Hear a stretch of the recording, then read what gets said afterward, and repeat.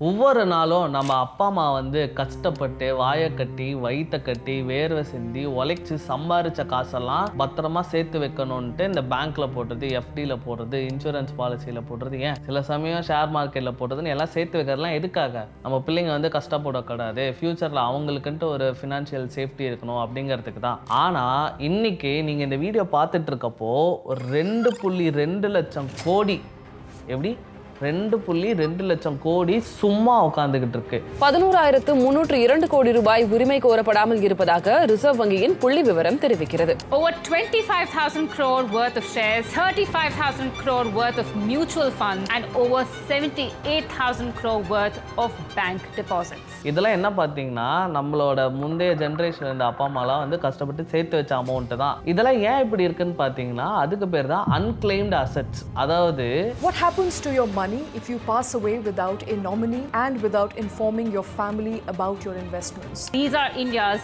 unclaimed assets. இந்த பணம்லாம் இத்தனை நாள் அவங்க கஷ்டப்பட்டு சேர்த்து வச்சாங்கல்ல, அதெல்லாம் சேர்த்து வச்சு அப்படியே தான் இருக்கு. அது அப்படியே அவங்களோட குழந்தைங்களுக்கோ இல்லை அந்த நாமினி யாருக்கோ அதெல்லாம் போகாமல் அப்படியே இருக்கு. ஸோ இந்த வீடியோவில் அந்த unclaimed assetsலாம் என்ன, அதை வந்துட்டு நம்ம எப்படி நம்ம கிளைம் பண்ணுறது, நம்மளோட தாத்தாவும் அந்த மாதிரி ஏதாவது சேர்த்து வச்சிருக்காரா அப்படிங்கலாம் கண்டுபிடிக்கிறதுலாம் எப்படிங்கிறத இந்த வீடியோவில் டீட்டெயிலாக பார்க்க போகிறோம். So let's get into the video.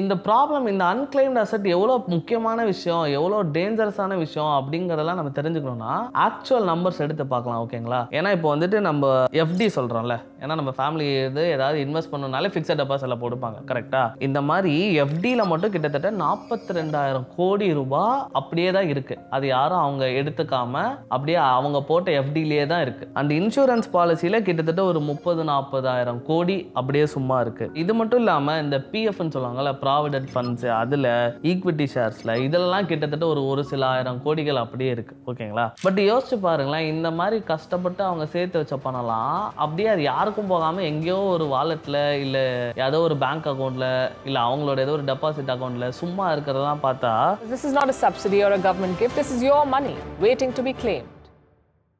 இது எதனால் இப்படிலாம் நடக்குது?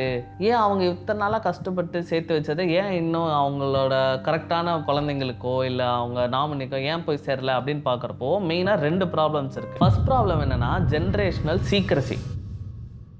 அந்த ஜென்ரேஷனல் சீக்ரஸிங்கிறது என்னென்னா, இப்போ ஜென்ரலாகவே வந்துட்டு நம்மளோட ஃபேமிலியில் இப்போ அப்பாவோ அம்மாவோ வந்துட்டு ஓகே இதுதான் வந்துட்டு நான் இத்தனை நாளாக சேர்த்து வச்சுது, இதான் என் போஸ்ட் ஆஃபீஸ் அக்கௌண்ட்டு, இதான் என்னோட எஃப்டி அக்கௌண்ட்டு, இவ்வளோ சேர்த்து வச்சுருக்கேன். இந்த மாதிரி வந்து நம்ம பணத்தை பற்றி ஓப்பனாக அவ்வளோ பேசிக்க மாட்டோம் முன்னாடி ஜென்ரேஷனில். இப்போ கொஞ்சம் கொஞ்சமாக சேஞ்ச் ஆகிட்டு வருது. பட் முன்னாடி ஜென்ரேஷனில் இதெல்லாம் வந்து எதுவும் பண்ண மாட்டாங்க, அப்படியே அவங்களுக்கு ஒரு சீக்ரெட்டாகவே வச்சுக்கிட்டு இருப்பாங்க. ஸோ இப்படி இருக்கிறதுனால தான் வந்துட்டு இப்போ சப்போஸ் அவங்க இறந்துடுறாங்க இல்லை வந்துட்டு அவங்களுக்கு அப்புறம் வர மக்கள்னால அது வந்து அது என்ன இருக்குது எங்கே இருக்குன்னு எதுவுமே தெரியாமல் அது அப்படியே அழிஞ்சு போயிடுது. அண்ட் செகண்ட் மேட்டர் என்னன்னா கார்பரேட் ட்ரிஃப்ட். கார்பரேட் ட்ரிஃப்ட்டுங்கிறது என்ன, ஃபார் எக்ஸாம்பிள் ஒரு ஜென்ரலில் ஒரு ஐடியில் ஒர்க் பண்ணுற எம்ப்ளாயி, ஒரு கார்பரேட் எம்ப்ளாயி, அவங்களோட ஒர்க்கிங் அந்த டியூரேஷன் ஒரு 20லேருந்து ஒரு 40 வயசுக்குள்ள கிட்டத்தட்ட ஒரு 3-4 கம்பெனி மாறிடுவாங்க, கரெக்டாக? அப்படி இருக்கிறப்போ அவங்க வந்து பிஎஃப்னு போட்டிருப்பாங்களா, அந்த எம்ப்ளாயி ப்ராவிடென்ட் ஃபண்டு. அது வந்து மாறுறப்போ அது ஒவ்வொரு கம்பெனி மாறப்போ ஒவ்வொரு இதை வந்து லிங்க் பண்ணும். அது வந்து இந்த யூஏஎன் சொல்லுவாங்க, யூனிவர்சல் அக்கௌண்ட் நம்பர், அதை வச்சு லிங்க் பண்ணும். சப்போஸ் அதை லிங்க் பண்ணாமல் விட்டாங்க இந்த மாதிரிலாம் ஏதாவது பண்ணாங்கன்னா அதுவுமே இந்த மாதிரிலாம் வந்து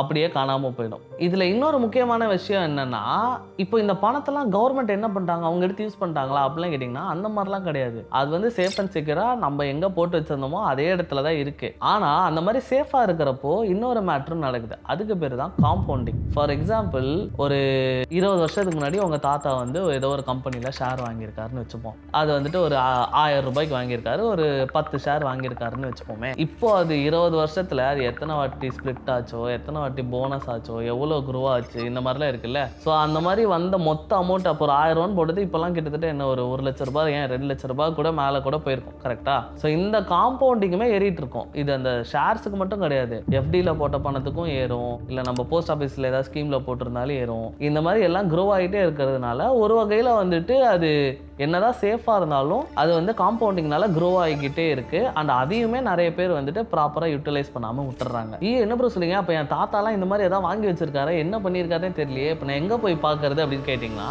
நம்ம இந்தியன் கவர்மெண்ட் இதுக்காக ஒரு 4 போர்ட்டல்ஸ் பில்ட் பண்ணியிருக்காங்க.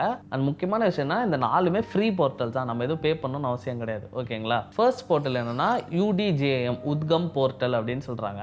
இது டைரக்டா RBI பில்ட் பண்ண போர்ட்டல். ஓகேங்களா? இப்போ இதுல போயிட்டு நம்ம அப்பா அம்மா பேரோ இல்ல பேன் கார்டு நம்பர் இல்ல டேட் ஆஃப் பர்த் ஏதாவது போட்டோம்னா நம்ம பேர்ல என்னென்ன பேங்க் அக்கௌண்ட்ஸ் இருக்கு, அது ஆக்டிவா இருந்தாலும் சரி இன்ஆக்டிவா இருந்தாலும் சரி, அதுல ஏதாவது டெபாசிட் பண்ணியிருக்காங்களா இல்லை FD RD எதனா இருக்கா, அது எல்லாத்தையும் பார்த்து அது எல்லாத்தையும் நம்மளால ட்ராக் பண்ணிக்க முடியும். ஓகேங்களா? செகண்ட் IEPF போர்ட்டல், அதாவது investor education and protection fund. இந்த போர்ட்டல் என்னன்னா ஒரு கம்பெனியோட டிவிடெண்ட்ஸோ இல்லை ஷேர்ஸோ தொடர்ந்து 7 வருஷமா யாருமே கிளைம் பண்ணாம இருந்தாங்கன்னா இந்த போர்ட்டலுக்குள்ள அது எல்லாமே வந்துடும். ஸோ இந்த போர்ட்டல்ல தான் பல லட்சம் கோடி அமௌண்ட் வந்து ஒளிஞ்சுக்கிட்டு இருக்கு. அதாவது நம்ம தாத்தா அந்த தாத்தாக்கு தாத்தாலாம் வாங்கின ஏதாவது ஒரு ஷேர் சப்போஸ் வாங்கியிருந்தாங்கன்னா அது எல்லாமே இந்த போர்ட்டலுக்குள்ள தான் இருக்கும். ஓகேங்களா? தேர்ட் பீமா பரோசா, இது வந்து IRDAயால கவர் பண்ணப்படுது.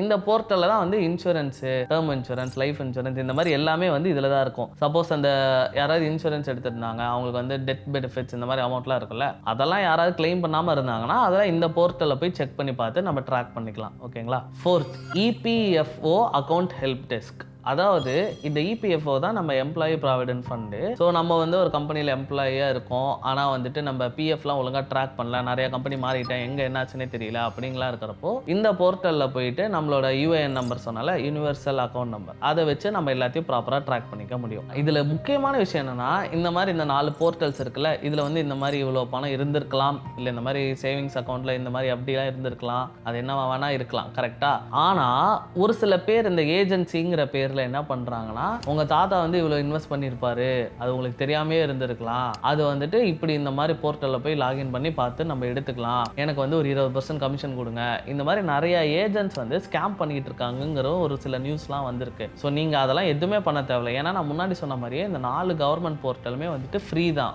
ஓகேங்களா? ஸோ நம்மளே டைரக்டா போயிட்டு நம்ம பேன் நம்பர், அக்கௌண்ட் நம்பர் இல்லை டேட் ஆஃப் பர்த் இதெல்லாம் போட்டு எல்லாமே ரிட்ரீவ் பண்ணிக்க முடியும். ஸோ மறக்காம வந்துட்டு இந்த மாதிரி ஏஜென்ட்ஸ் இந்த மாதிரிலாம் யாராவது சொன்னாங்கன்னா அதெல்லாம் எதுவுமே பண்ணிடாதீங்க. ஓகேங்களா? ஸோ இப்போ ஃபியூச்சரில் இந்த மாதிரி நடக்காமல் இருக்கணும், இதெல்லாம் எப்படி தடுக்கிறது அப்படின்னு கேட்டிங்கன்னா ஃபஸ்ட்டு ஒரு proper ledger or digital ledger maintain பண்ணுங்கள். அதாவது நான் எந்த இடத்துல எவ்வளோ இன்வெஸ்ட் பண்ணியிருக்கேன் அண்ட் வந்து அதில் எப்போ அது மெச்சூர் ஆகும், இல்லை நான் ஏதாவது ஸ்டாக்ஸ் வாங்கியிருக்கேன் அது டீட்டெயில்ஸு, அதோட KYC டீட்டெயில்ஸ் இந்த மாதிரி எல்லாத்தையுமே வந்துட்டு ப்ராப்பராக ஒரு லெஜர் போட்டு மெயின்டைன் பண்ணிவிட்டு வந்து நாளைக்கு உங்களோட ஹஸ்பண்டோ ஒய்ஃபோ இல்லை குழந்தைங்களுக்கோ வந்து அதை ப்ராப்பராக பாஸ் ஆன் பண்ணுங்கள். அப்போ தான் அவங்களுக்கும் தெரியும். கரெக்டாக? ரெண்டாவது நாமினி, இதுதான் இருக்கிறதுலே ரொம்ப சிம்பிள் அண்ட் ஈஸியான ஃபிக்ஸ். அது என்னன்னா பேசிக்கலி வந்துட்டு நம்ம எந்த இன்வெஸ்ட்மெண்ட் பண்ணாலோ இல்லை ஒரு பேங்க் அக்கௌண்ட் ஓப்பன் பண்ணாலோ இல்லை ஒரு LIC பாலிசியோ இன்சூரன்ஸ் பாலிசி எது எடுத்தாலுமே நாமினி யாரு அப்படின்னு கேட்பாங்க. அதாவது நம்மளோட நாமினி இப்போ சப்போஸ் நமக்கு இல்லை, நம்ம எதாவது ஆயிட்டோம், இல்லை நம்ம போனதுக்கப்புறம் இந்த பணம் அவங்களுக்கு தான் போய் சேரும், இல்லை நான் இல்லாதப்போ இவங்களுக்கு தான் அந்த அத்தாரிட்டி இருக்குது, இந்த மாதிரிலாம் சொல்லுவாங்கல்ல, அவங்களுக்கு தான் நாமினின்னு சொல்லுவாங்க. இது உங்கள் ஹஸ்பண்ட் பேரோ ஒய்ஃப் பேர் அப்பா அம்மா பேர் ஏன் ஈவன் குழந்தைங்க பேர் இந்த மாதிரி யார் பேர்னாலும் போட்டுக்கலாம். ஸோ இந்த நாமினி நம்ம போட்டுட்டு வந்தோம்னா சப்போஸ் நமக்கு இல்லை நாளைக்கு ஏதாவது பிரச்சனை அப்படின்னு மறந்துருந்தா கூட இந்த நாமினி வச்சு நம்மளால அதை ப்ராப்பராக கிளைம் பண்ணி ட்ராக் பண்ணிக்க முடியும். ஓகேங்களா? இப்போ நான் ஃபைனலாக என்ன கன்க்ளூட் பண்ண வரேன்னு நினைக்கிறேன்னா, இப்போ நம்ம எல்லாருமே கஷ்டப்பட்டு உழைச்சி சம்பாரிச்சு தான் எல்லாம் சேர்த்து வைக்கிறோம். கரெக்டாக? பட் அதை ப்ராப்பராக இந்த மாதிரி நாமினி ஆட் பண்ணாமல் இல்லை இந்த மாதிரி டீட்டெயில்ஸ்லாம் பாஸ் ஆன் பண்ணாமல் இருக்கிறோம்னா அது வேஸ்ட்டாக தான் இருக்கும். யோசிச்சு பாருங்களேன், சும்மா ஒரு 1 கோடி 100 கோடிலாம் கிடையாது, கிட்டத்தட்ட ஒரு 2.25 லட்சம் கோடி ரூபாய் இந்த மாதிரி சும்மா அப்படியே இருக்குது. அது யார் பணம், யாருக்கு போகும், யார் எவ்வளோ கஷ்டப்பட்டு சேர்த்து வச்சாங்க, அது எல்லாமே எங்கே யாருக்குமே தெரியாது. கரெக்டாக? ஸோ அதுக்கு தான் இந்த மாதிரி 4 போர்ட்டல்ஸில் போய் நம்ம செக் பண்ணி பார்த்துட்டு அதை வந்து சப்போஸ் உங்களுக்கு ஏதாவது இருந்ததுன்னா அது ப்ராப்பராக நீங்கள் வந்து ட்ராக் பண்ணி கிளைம் பண்ணிக்கலாம். ஓகேங்களா? அந்த 4 போர்ட்டல்ஸோட லிங்க்கும் நான் கீழே டிஸ்கிரிப்ஷனில் தரேன். ஸோ அதையும் வந்து மறக்காமல் செக் பண்ணி பாருங்கள். ஸோ திஸ் இஸ் கைஸ், இந்த வீடியோ பிடிச்சிருந்தா லைக் பண்ணுங்கள், ஷேர் பண்ணுங்கள், சப்ஸ்கிரைப் பண்ணுங்கள். அண்ட் அடுத்து என்ன மாதிரி வீடியோஸ் வேணுங்கிறதையும் மறக்காமல் கமெண்ட்டில் சொல்லுங்கள். So when Stonks is here, no more fear. Cheers.